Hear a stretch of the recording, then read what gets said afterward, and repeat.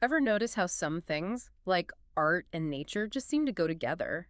Well, we're taking that idea for a spin today, exploring how one very particular part of nature cannabis is inspiring a whole new wave of art.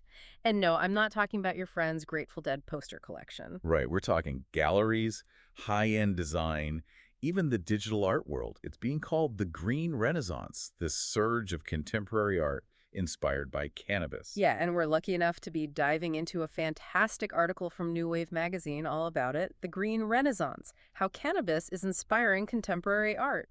So get ready to explore how a once taboo plant is taking root in the art world. It's a fascinating lens through which to view changing social norms and how art both reflects and shapes those changes. I'm in. Let's get into it. One of the most interesting things about this is how it's playing out visually. For decades, cannabis art basically meant psychedelic imagery. It's like something you'd see at a concert in the 60s. Like trippy patterns and swirling colors. Exactly. Not exactly the kind of thing you'd see hanging on a gallery wall these days. Well, that's where things get really interesting. As cannabis itself becomes more mainstream, we're seeing its artistic representation change, too. So out with the tie-dye and in with something a little more, shall we say, refined. Yeah, exactly. Yeah. Think less psychedelic, more minimalist. Okay, so are we talking like minimalist cannabis leaf designs on canvas? You could say that. It makes sense, though, right? Hmm, If cannabis wants to ditch that old counterculture image and go mainstream, it needs a look that appeals to a wider audience. makes sense. And honestly, that minimalist aesthetic, clean lines, understated elegance hustled, it just works. Plus, I feel like it speaks to a desire for sophistication. Like cannabis is finally getting its chance to be associated with high-end design and art. Actually, the New Wave article mentioned a great example of this, the artist Jessica Green. Oh, I know Jessica's work. Her cannabis packaging designs are fantastic. They really stood out to me too. It's incredible how something as simple as packaging can be so impactful. She's really elevated the whole experience with her designs, hasn't she? And she uses these subtle, often natural motifs, maybe a delicate leaf pattern here or an earthy color palette there, to evoke this sense of tranquility and sophistication. It's a far cry from what we used to associate with cannabis, that's for sure. It really is. But this visual evolution goes way beyond just branding, right? Absolutely. The New Wave article also highlighted artists who are incorporating cannabis into their work in ways that are really pushing boundaries and prompting some serious reflection.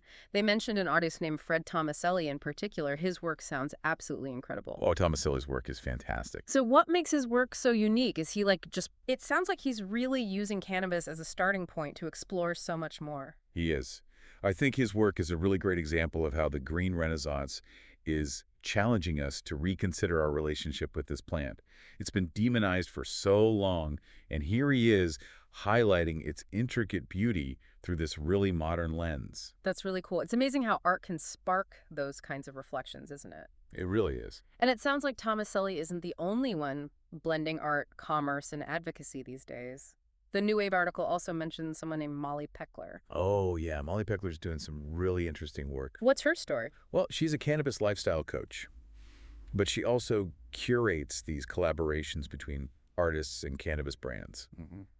A lot of it in the digital space. So kind of like an art world influencer, but specifically for cannabis. Yeah, exactly. That's so She good. really understands how important visuals are, especially online, in shaping how people see things. And she's using that to her advantage, showcasing cannabis in a way that's both visually striking and culturally relevant. Which makes total sense with social media being such a driving force these days and how we experience and consume art. Exactly. So she's sort of bridging this gap between like the sleek world of high-end cannabis branding and the more accessible world of social media. Yeah, and she's helping to normalize cannabis in the process Mm-hmm. by making it part of these really polished, aspirational visual narratives. It's like cannabis is having its art world moment, but it's also pushing those boundaries even further by going digital. Speaking of digital, the article also touched on NFTs. Right. I feel like that's a whole other layer of this green renaissance. Absolutely.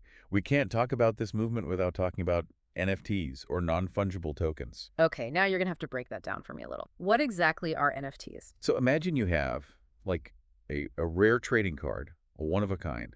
An NFT is kind of like a digital version of that. It's like a unique, verifiable piece of code, and it lives on a blockchain, basically a super secure digital ledger. Hmm. So it's like a digital certificate of authenticity, you could say. Okay, that makes more sense. So it's like owning the original digital file, not just a copy that anyone could make. Exactly. That's huge, especially in the digital age where it's so easy for people to just, screenshot or download images. Right. And that's why artists are so excited about them. Especially in the context of the Green Renaissance, we're seeing this surge of cannabis-themed NFTs. Really? Yeah, it's like this digital frontier is becoming a whole new canvas for artists to explore cannabis. So it's not just about making digital art that looks like cannabis, it's about using this new technology to say something bigger, right? Exactly. That's really interesting. The article actually highlighted one NFT series in particular called Higher Frequency. Do you know about that one? I do. That's a really fascinating example of how these cannabis-themed NFTs are pushing creative limits. It's Hmm. not just about creating digital renderings of cannabis leaves or anything like that. It's about blending psychedelic imagery with futuristic aesthetics, telling these really intricate stories. So we've gone from classic psychedelia to sleek minimalism to now cannabis-inspired NFTs in the metaverse. Right. It's kind of mind-blowing when you think about it. It really is, and I think it speaks to how fast our digital world is changing and how those changes are influencing artistic expression. Totally. But for those of us who aren't necessarily like art critics or tech experts, why does any of this matter? Why should we care about the Green Renaissance? That's a great question. If you really connect it back to the bigger picture here, Yeah. I think what we're witnessing is cannabis moving further and further away from the fringes of society Yes. and right into the heart of contemporary culture. So it's not just about the art itself, it's about what that art represents. Yes. That's interesting. When you see cannabis represented in a museum, on a billboard, as a digital asset, Hmm. it normalizes it. Yeah. It's much harder to dismiss. Like you said earlier, art has a way of changing the conversation. Exactly. And that's a powerful thing, especially given the plant's long and complicated history.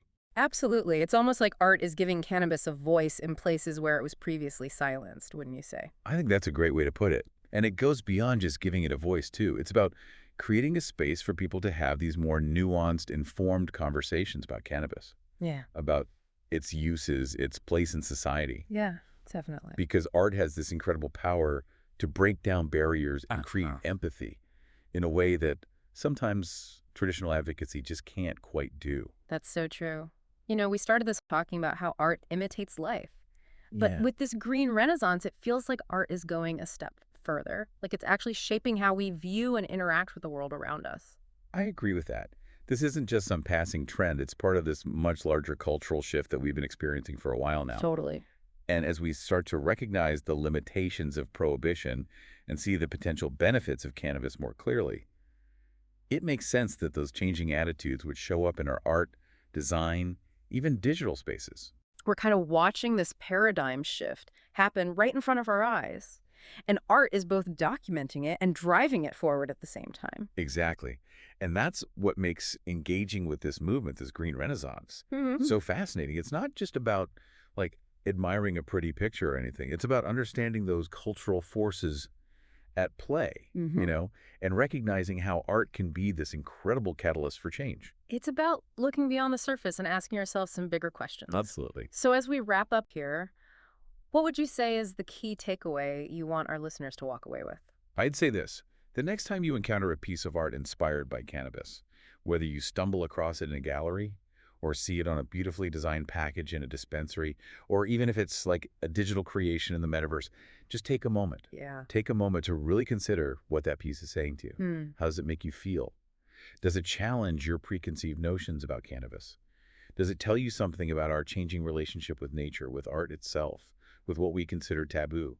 It's about being open to those unexpected sources of inspiration and letting them spark new conversations, because that's That's where the real growth happens.